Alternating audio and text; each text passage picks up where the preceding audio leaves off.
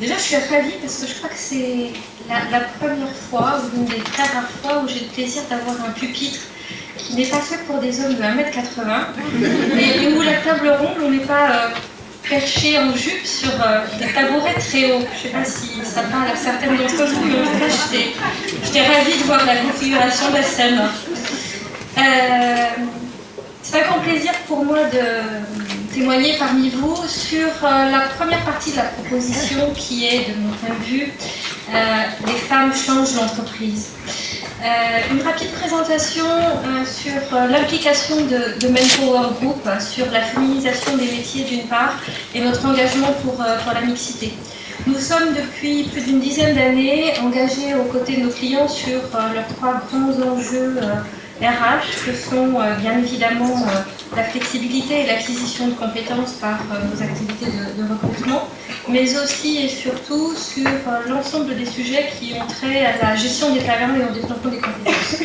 C'est ce titre-là et également au titre de notre engagement historique en tant qu'acteur sociétal et au cœur des tendances de l'emploi que nous sommes très fortement engagés sur les sujets de mixité et de féminisation. Cependant, malgré cette implication, à l'instar de bon nombre d'entreprises, nous avons une sociologie de notre groupe qui n'est malheureusement pas le reflet du monde qui nous entoure et que je crois que vous avez évoqué largement ce matin sur la contribution des femmes à l'économie. Manpower Group, c'est au total 6500 collaborateurs, 3500 femmes, 70% de femmes sur la marque du métier du travail temporaire. En revanche, à chaque fois qu'on gravit l'un des échelons de l'organigramme, c'est 20% en moins. Et si je vous cite les chiffres des trois grandes instances de gouvernance du groupe, le comité exécutif, c'est 5 hommes. Vous avez un comité exécutif élargi, où on trouve l'ensemble des directeurs généraux des marques, et là, nous sommes 10, dont 3 femmes, dont 2 femmes, 2 femmes qui ont la chance d'avoir un PNL, mais néanmoins, ça n'est que le comité exécutif étendu. Et puis la troisième instance de gouvernance, 23 directeurs, 5 femmes, 3 avec un compte d'exploitation, un PNL, et je crois qu'on y reviendra dans l'échange suivant. Alors, nous sommes légèrement meilleurs que les chiffres de référence classiques, puisque c'est environ 10% de femmes au comité exécutif du CAC 40, 5% de directeurs généraux S&P 500 et seulement 14% de femmes à la direction des grands groupes des 1000 premières entreprises mondiales. Nous ne nous satisfaisons évidemment pas de cette nature de chiffres et c'est dans ce cadre que nous avons réalisé cette année une étude auprès de plus de 20 000 entreprises dans 42 pays pour identifier quelles sont les barrières à l'évolution des femmes de l'entreprise et quelles seraient les actions pour y remédier, quelles sont celles aujourd'hui mises en place. Alors pour planter le décor, voilà, vous avez les chiffres. Pour planter le décor, quelques-uns des verbatims que vous avez, j'en suis certaine, probablement entendus soit dans des positions publiques, soit à titre personnel. Quelle est celle d'entre nous qui n'a pas entendu, voilà, elle n'a pas la bonne expérience, ou elles n'ont pas la bonne expérience, elles n'ont pas managé de grosses équipes, etc., etc. Et puis, le dernier verbatim qui, de mon point de vue, est le plus dangereux en ce qui nous concerne, les femmes ont d'autres priorités. Dans le même registre, il est communément admis que les femmes quittent l'entreprise après leur première maternité. Il paraîtrait que ce serait pour nous consacrer à notre vie personnelle et à notre vie familiale. Pourtant, quand on regarde les chiffres, et c'est ce qu'on a vu dans l'étude que je vais vous présenter, nous sommes 2 fois plus nombreuses à créer notre activité par rapport aux hommes lorsque nous quittons l'entreprise. Et d'ici 2018, des études montrent qu'environ un tiers des nouveaux emplois créés le seront par des femmes qui créent leur activité. lorsque je vais vous montrer les chiffres qui ont trait à la transformation digitale et à ce véritable tsunami qu'est la révolution digitale pour l'ensemble de l'économie d'une part et pour nos entreprises, vous verrez que ces chiffres sont surmultipliés.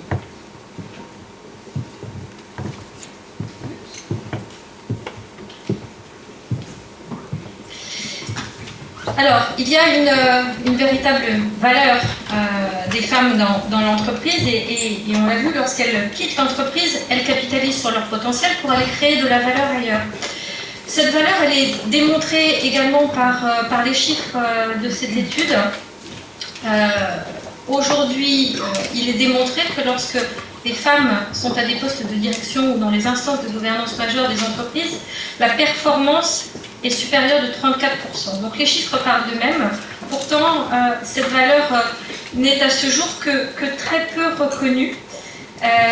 Et il serait nécessaire qu'on traite ce que j'appellerais le phénomène du tuyau percé, qui est ce que j'évoquais en introduction lorsque je vous parlais de nos propres chiffres. À chaque fois qu'on gravit l'un des échelons de la hiérarchie, on perd énormément de femmes au passage.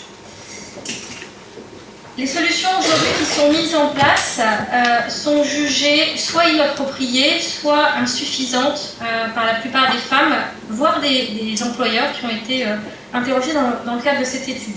Un manque d'opportunités. Aujourd'hui, 30% des employeurs des entreprises interrogées estiment que les opportunités et les actions mises en place sont pertinentes. A l'inverse, 47% des femmes se disent bon, aujourd'hui, j'ai pas d'évolution et pas de visibilité. En tout cas, que puis-je faire pour m'épanouir dans mon parcours, qu'il soit hiérarchique ou qu'il soit transverse. Et 51% d'entre elles évoquent le fait qu'elles n'ont pas de parcours de carrière. Voilà, pas de next step, pas de prochaines étapes, pas de visibilité. Deuxième sujet majeur, évidemment, l'aménagement du temps de travail. Aujourd'hui, 65% des femmes le réclament, 28% des entreprises l'ont mise en place. Et puis, quelque chose qui n'est pas reflété dans les chiffres, évidemment, l'ensemble des préjugés que je vous évoquais avec des verbatims précédents et l'ensemble des biais de jugement divers et variés qu'elles ont à affronter dans leur quotidien et dans l'ensemble de leur parcours. Pourtant, et c'est également ce que cette étude révèle, lorsque l'on regarde les compétences qui sont attribuées plus favorablement aux femmes, on constate dans cette étude qu'elles sont jugées plus compétentes sur un certain nombre de registres. Et ce sont des compétences, vous allez le voir dans les slides suivants, qui sont les compétences qui sont extrêmement demandées et indispensables pour que les entreprises puissent mener à bien la transformation digitale qu'elles ont à mener.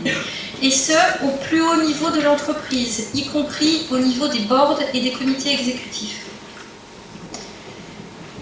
Alors, je vais citer en particulier deux des exemples, les capacités à communiquer et évidemment la capacité à travailler de manière transverse, mais vous le verrez dans les slides suivants. Alors, quand j'aborde cette nature de compétences, on voit bien qu'il s'agit d'une véritable transformation culturelle et vous le verrez que la transformation digitale demande une transformation en profondeur des modes de management et des modes de communication dans l'entreprise.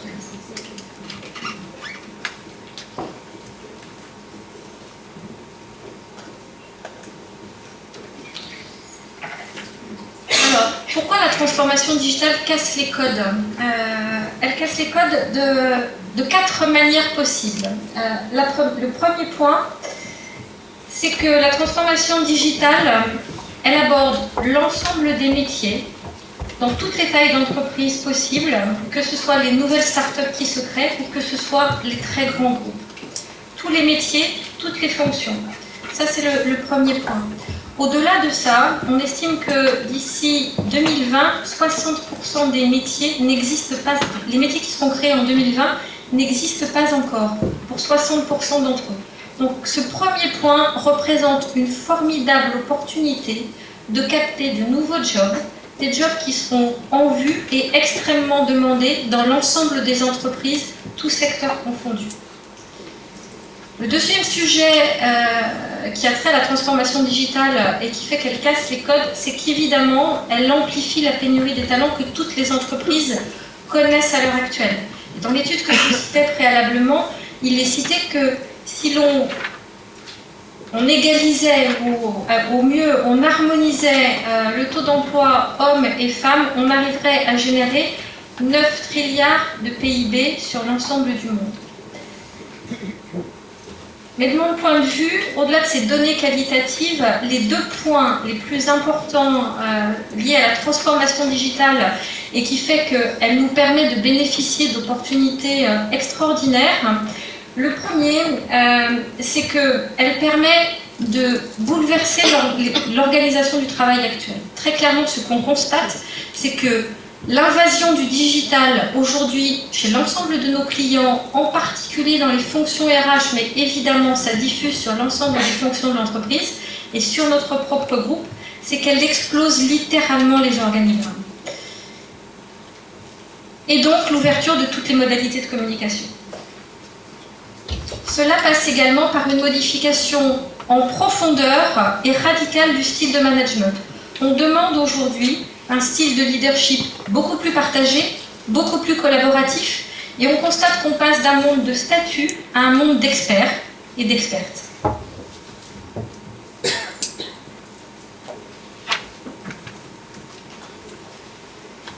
Alors, pourquoi on peut dire qu'une fois que je vous ai présenté ces quatre ingrédients qui cassent les codes, pourquoi est-ce que ça représente 4 opportunités majeures pour les femmes?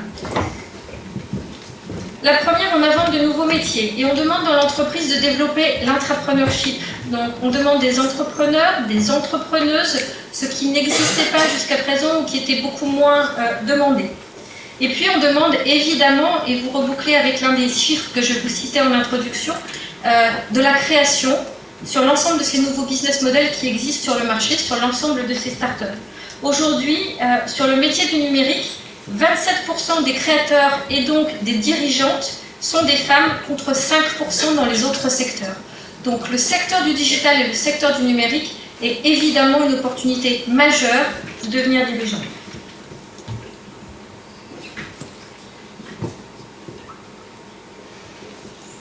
Le deuxième point, c'est évidemment la capacité à travailler en collaboratif et en transversal. On est aujourd'hui sur des compétences qui sont demandées et qui n'étaient pas forcément reconnues, de travailler, de savoir entraîner, de savoir générer l'enthousiasme. Et aujourd'hui, là où on entendait, elle manque d'affirmation, elle manque de confiance en elle, on commence à entendre, elle a des followers, elle sait générer l'enthousiasme, elle sait générer la créativité. Voilà ce qui est demandé aujourd'hui par l'ensemble des instances et des entreprises pour pouvoir mener leur révolution digitale. Troisième ingrédient important, c'est qu'effectivement, tous ces outils de communication explosent et permettent et sont un lieu d'émancipation et un espace de liberté. Ils permettent de communiquer, d'exploser les barrières, de s'affranchir de manière extrêmement souple de l'ensemble des barrières hiérarchiques, des frontières qui parfois nous inhibent. On a parfois plus de mal, et reconnaissons-le, à aller frapper à la porte du bureau le plus élevé d'une tour. Par l'ensemble de ces systèmes, on peut communiquer de manière extrêmement ouverte, extrêmement souple avec n'importe qui dans l'entreprise.